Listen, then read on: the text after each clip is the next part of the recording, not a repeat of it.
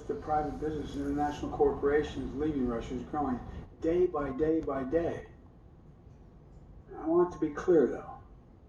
We're going to make sure Ukraine has the weapons to defend themselves from invading Russian force. And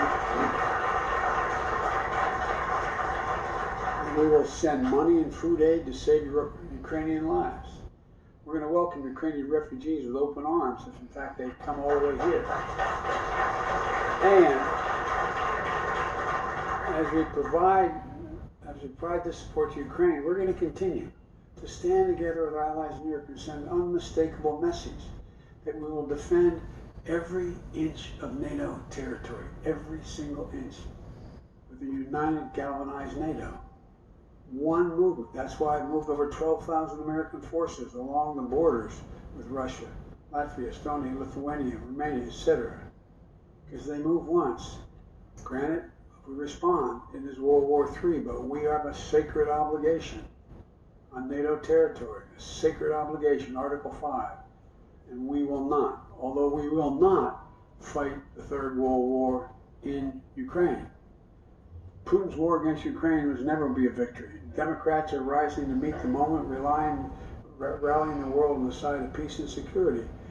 We're showing the strength and we'll never falter. But look, the idea that we're going to send in offensive equipment and have planes and tanks and trains going in with American pilots and American crews, just understand, and don't kid yourself, no matter what you all say, that's called World War III. Okay? Let's get it straight here, guys. That old expression, don't kid a kidder.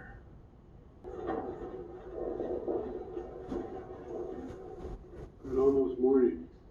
Today I'm announcing that the United States will be sending 31 Abram tanks to Ukraine, the equivalent of 1 Ukrainian battalion.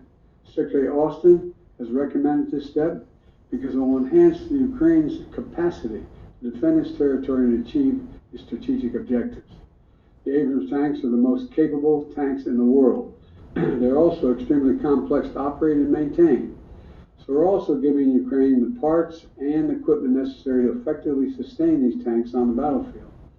And we'll begin to train the Ukrainian troops on these issues of sustainment, logistics, and maintenance as soon as possible. We're also closely coordinated this announcement with our allies. I'm grateful to Chancellor Schultz for providing German Leopard 2 tanks and will lead an effort to organize a European contribution of 2 tank battalions for Ukraine. I want to thank the Chancellor for his leadership and his steadfast commitment to our collective efforts to support Ukraine. Germany has really stepped up. The Chancellor has been a strong voice for unity, a close friend, and for the level of effort we're going to continue. Putin expected Europe and the United States to weaken our resolve. He expected our support for Ukraine to crumble with time. He was wrong. He was wrong. He was wrong from the beginning, and he continues to be wrong. We are united. America is united, and so is the world. We approach the 1-year mark as we do of the Russian full-scale invasion of Ukraine. We remain united and determined as ever in our conviction and our cause. These tanks are further evidence of our enduring, unflagging commitment to Ukraine and our confidence in the skill of the Ukrainian forces.